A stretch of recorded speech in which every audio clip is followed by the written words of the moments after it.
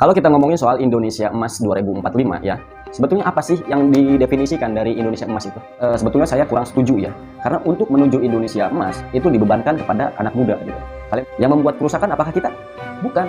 Yang membuat negeri ini bobrok apakah kita? Bukan. Tapi siapa yang dimintai pertanggungjawaban untuk memperbaiki itu semua? Kita. Gitu. Kenapa tidak generasi pendahulu yang berpikir demikian? Gitu. Tapi sayangnya kita tidak punya waktu banyak. Kalau SDM kita tidak meningkat hingga 2045, maka kita akan menjadi tua sebelum kaya. Bagaimana negara kita akan menjadi negara besar kalau sumber daya manusianya aja masih seperti ini?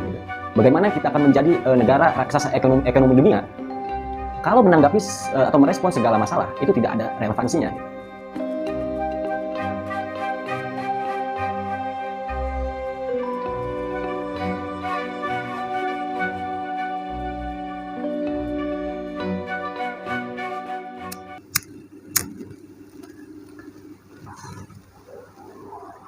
Assalamualaikum warahmatullahi wabarakatuh. Selamat datang kembali di Fajr Ubaidillah Channel dengan saya Fajr Ubaidillah, berasal dari Pandeglang, Banten. Baik teman-teman, di video kali ini saya akan ngebahas soal Indonesia Emas 2045. Nah, mungkin kalimat ini udah agak asing ya bagi kita semua, karena kalimat Indonesia Emas 2045 itu seperti sudah menjadi motivasi bagi negara Indonesia untuk melangkah menjadi negara maju gitu ya. Karena di tahun 2045 itu menurut para ahli itu meyakini bahwa di tahun 2045 bangsa Indonesia itu akan menjadi negara raksasa ekonomi dunia. Itu artinya kan sama saja dengan Indonesia menjadi negara maju atau lebih maju dari yang saat ini gitu kan. Namun untuk menjadi negara maju itu tidaklah mudah gitu kan. Mengingat PR kita aja itu masih banyak gitu ya, dari korupsi, dari tingkat pengangguran, tingkat kemiskinan dan lain sebagainya, itu masih banyak sekali gitu ya. Nah, pertanyaannya, mampukah kita menjadi negara maju di tahun 2045? Atau justru itu adalah suatu kemustahilan gitu. Kalau kita ngomongin soal Indonesia Emas 2045 ya, sebetulnya apa sih yang didefinisikan dari Indonesia Emas itu? Jadi sebetulnya gini, saat ini Indonesia itu sedang mengalami yang namanya bonus demografi, yang dimana anak mudanya itu lebih banyak dibanding orang-orang yang usianya sudah lanjut gitu ya. Nah, karena anak mudanya ini lebih banyak, sehingga itu akan menjadi lebih produktif gitu. Karena lebih produktif, sehingga itu akan menghasilkan perputaran ekonomi yang jauh lebih besar gitu. Nah, karena kenapa perputaran ekonomi berubah menjadi lebih besar? Ya karena kitanya lebih produktif gitu. Dan pada beberapa hal sebetulnya saya kurang setuju ya. Karena untuk menuju Indonesia Emas itu dibebankan kepada anak muda gitu. Kalian bayangin, yang membuat kerusakan apakah kita? Bukan. Yang membuat negeri ini bobrok apakah kita? Bukan. Tapi siapa yang dimintai pertanggungjawaban untuk memperbaiki itu semua? Kita gitu. Siapa yang dituntut untuk membawa Indonesia ya ke jenjang yang lebih baik gitu? Kita. Kenapa tidak generasi pendahulu yang berpikir demikian? Nah, jadi narasi-narasi seperti itulah yang saya tidak setujui gitu ya. Nah, sebetulnya kan kalau kita bicara soal tanggung jawab bela negara, itu bukan beban anak muda semata gitu. Seluruh lapisan masyarakat, seluruh golongan masyarakat, kalau Indonesia mau maju itu harus berperan aktif untuk mewujudkan hal itu gitu. Karena untuk membawa Indonesia itu lebih baik, itu adalah tanggung jawab kita bersama. Mengapa harus semuanya ikut berperan? Karena kita mempunyai ancaman yang sangat besar, yaitu potensial growth atau potensi pertumbuhan gitu ya. Nah, supaya kita dikategorikan sebagai negara maju, indikatornya adalah GDP per kapita atau pendapatan per kapita itu ya. GDP per kapita kita itu besar sekali, tapi pendapatan per kapita kita itu hanya menyentuh angka 4.500-an gitu ya.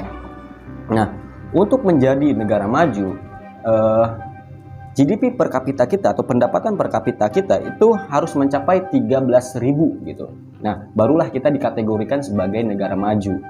Untuk mencapai angka 13.000 itu sampai 2045 itu setidaknya ekonomi kita harus tumbuh 6-7%. Berat, tentu saja berat, karena kita mempunyai ancaman yang jarang dibahas orang, yaitu potensi pertumbuhan atau potensial growth.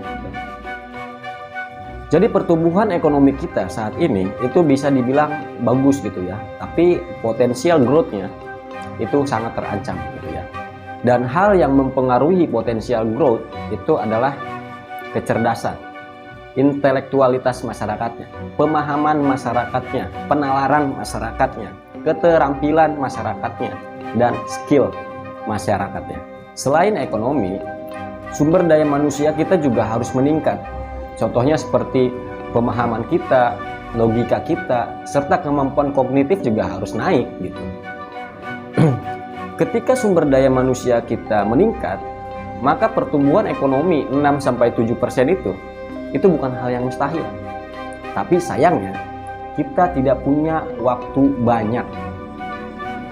Kalau SDM kita tidak meningkat hingga 2045, maka kita akan menjadi tua sebelum kaya. Dan bonus demografi yang sering kita bicarakan itu akhirnya akan menjadi beban demografi. Maka dari itulah pendidikan itu menjadi sangat penting, dan pendidikan yang berkualitas itu masih menjadi barang mahal di negeri ini. Lalu apa solusinya? Ya kita tinggal buat aja sekolah sebanyak-banyaknya. Untuk membuat sekolah yang banyak itu perlu waktu dan modal yang banyak juga gitu. Itu pun belum tentu include dengan pendidikan yang berkualitas gitu. Nah, itu semua tidak bisa instan. Sedangkan kita tidak punya banyak waktu untuk itu semua.